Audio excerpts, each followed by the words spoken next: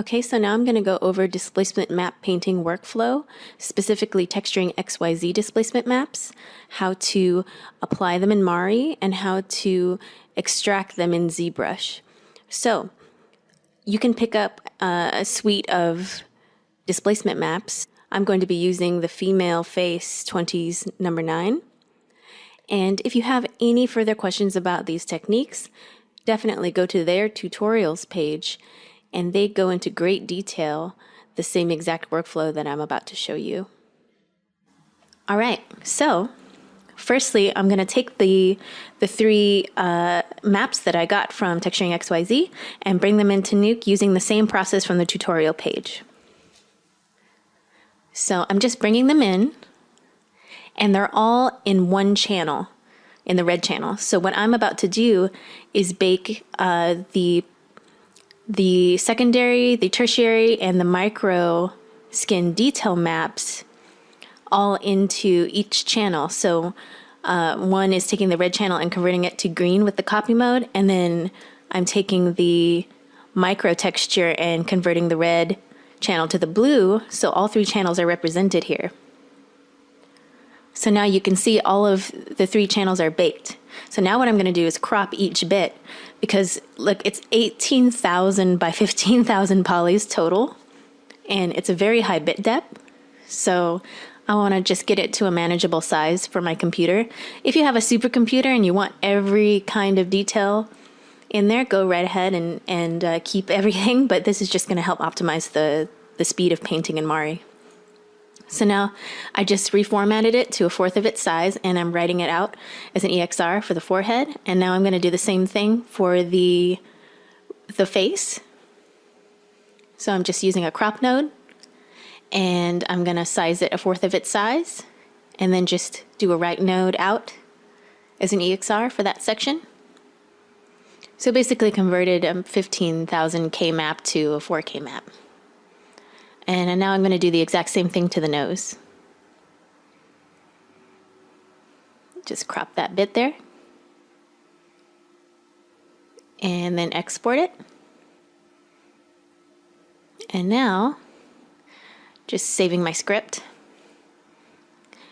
Okay, so now I just brought in all of the images I just exported out into the image manager.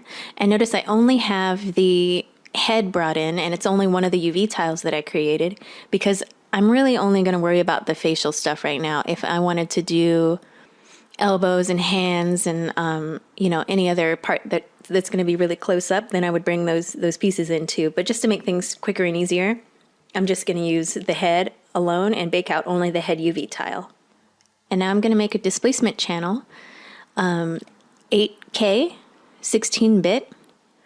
And my color space, my color data, I'd like it to be sRGB, since I'm going to be baking on sRGB. And then for my grayscale, I'm going to fill everything at RGB 0.5 everything.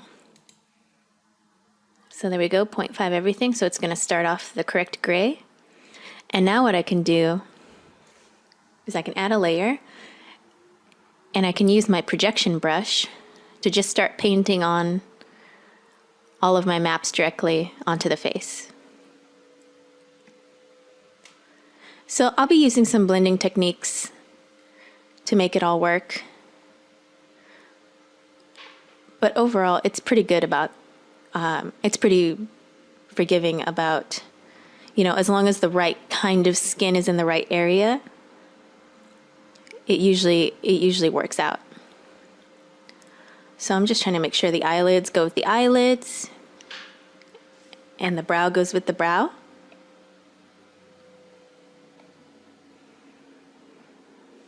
Going with the side of the temple and the forehead. Just painting all those bits. And then sometimes I'll paint a little bit extra in order to meet the hairline, and then I'll just paint out something that's unique, like the mole. All right, I'm just continuing to paint.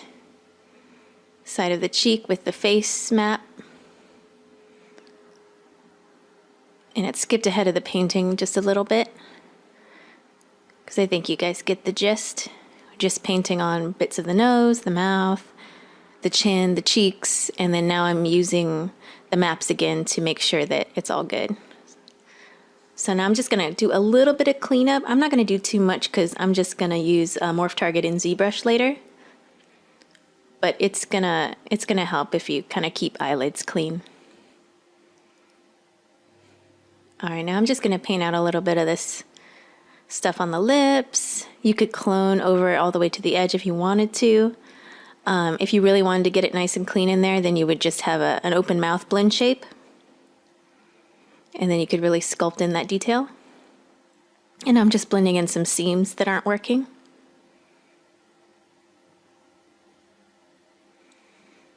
All right, I think this is good. So now what I'm going to do is just like Nuke, I'm going to put on a color switch adjustment layer, or a copy channel adjustment layer. And I'm going to name it per which channel it is. So I'm going to make the tertiary the red, the secondary green channel, and the micro the blue channel. I'm going to export each map one by one.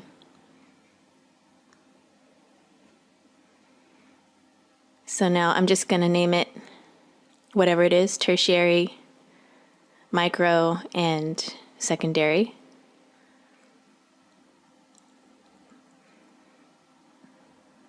All right, cool. And do the same thing with the secondary map and just view that one. And the same thing for the tertiary map. And then I'll have all three types of maps baked out into a one channel.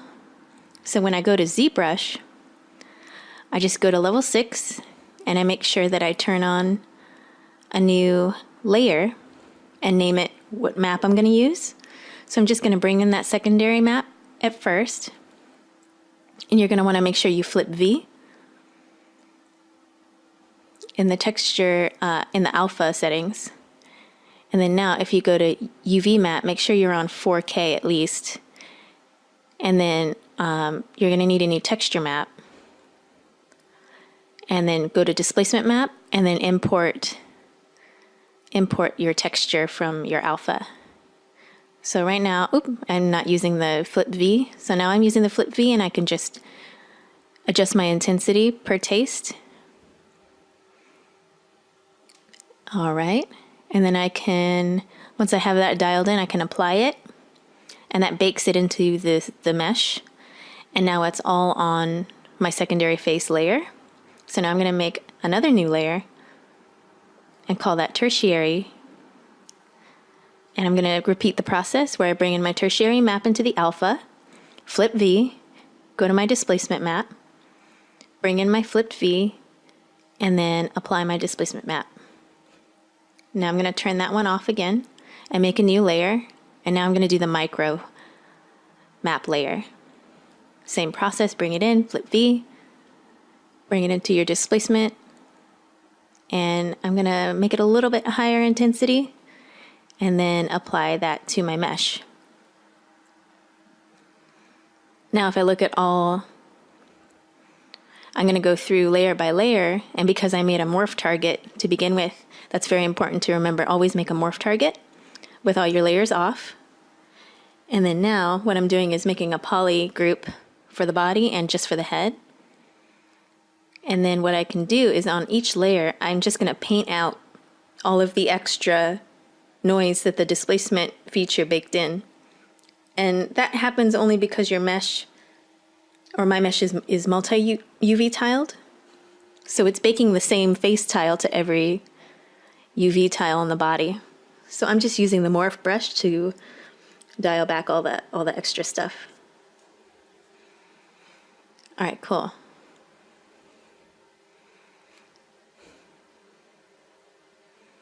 So I'm just adjusting my specularity on my shader so I can see the detail better. And I'm just continuing to morph out any details. And I use a big brush because I don't want to see any of that. It just helps me make sure. All right, now I'm doing the same thing to the tertiary layer where I'm morphing out any detail that came baked in on accident. Just going to make sure each one of these 3 layers is very clean. And now I'm going to go to the secondary layer, morph out all this stuff. You don't want anything but what you've baked onto the face from Mari. Cool.